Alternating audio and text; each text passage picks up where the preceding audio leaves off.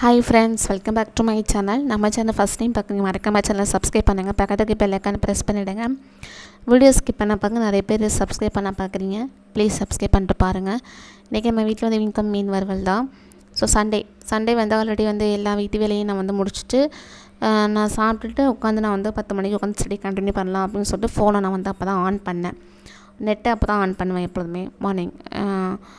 On பண்ணி பார்த்தா shocking இல்லை, நியூஸ் ஓடுது. என்னென்னா குரூப் 2A எக்ஸாம் வந்து கேன்சல் அப்படின்னு வருது. எனக்கு வெரி ஷாக்கிங். ஆனால் நான் நம்பலை.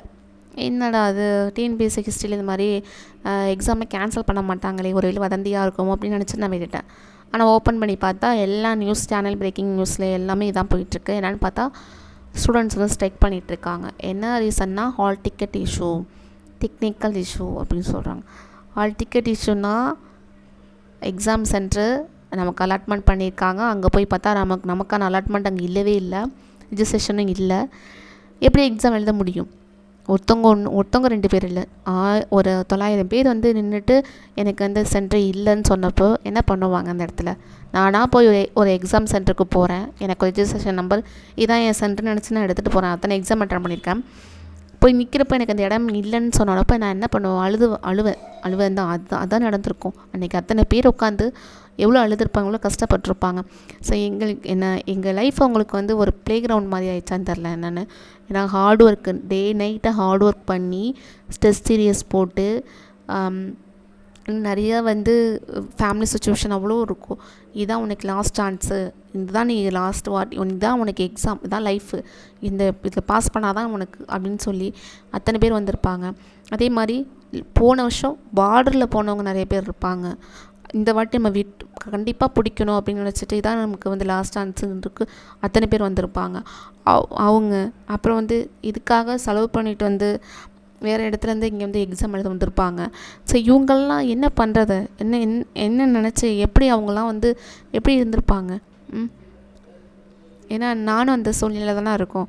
இப்படி இருக்கப்போ நீங்கள் வந்து அசால்ட்டாக வந்து டெக்னிக்கல் இஷ்யூஸ் சொல்கிறப்போ வந்து அவ்வளோ ஷாக்கிங்காக இருக்குது எங்களுக்கு. இந்த வீடியோ நான் முன்னாடியே எடிட் பண்ணிட்டேன், பட் இன்றைக்கி தான் அப்லோட் பண்ண முடியுது என்னால்.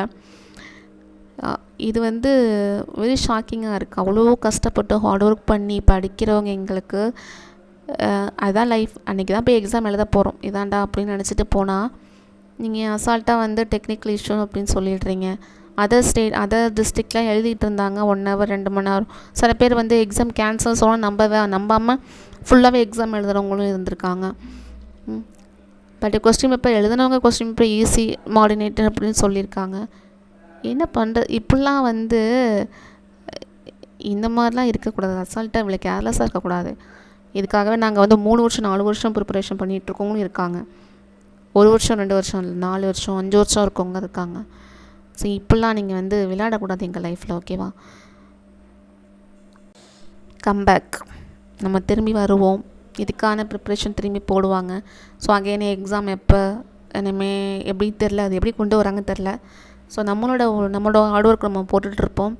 So come to the point, நான் வந்து ஸ்டடி வந்து என்னோடய அவுட் ஆஃப் சோர்ஸ் தான் பார்த்துட்ருக்கேன். இப்போக்கே நான் வந்து நான் எங்கெங்கே அவுட் ஆஃப் சோர்ஸ் கிடைக்கிதோ அது எல்லாமே நான் கேதர் பண்ணி வச்சுட்டு எழுதி வச்சுக்கிட்டு அப்புறம் பிடிஎஃபாக வச்சுட்டு இப்படி தான் படிச்சுக்கிட்டுருக்கேன். நான் அவுட் ஆஃப் சோர்ஸ் புக்கு இனிமேல் எதுவுமே நான் வாங்கலை. எல்லாமே எது இம்பார்ட்டன்ட் மட்டும் குறித்து வச்சுருக்கேன். ஸோ கண்டிப்பாக அவுட் ஆஃப் சோர்ஸ் வாங்கினா கண்டிப்பாக உங்கள்கிட்ட ஷேர் பண்ணிக்குவேன். Thank you friends.